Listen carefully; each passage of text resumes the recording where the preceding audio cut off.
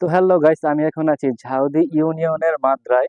দেখতে পাচ্ছেন আমি এখন একটা সাঁকো পার হচ্ছি। আসলে কত বছর পর যে সাঁকোতে উঠলাম তা আমি নিজেও জানি না। তো আগে অনেক সাঁকোতে উঠতাম যখন আমি গ্রামে থাকতাম।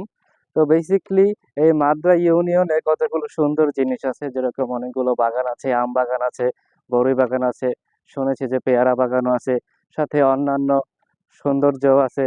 তো সেগুলো ঘুরে ঘুরে দেখি যে কেমন লাগে। তো আমার সাথেই থাকুন।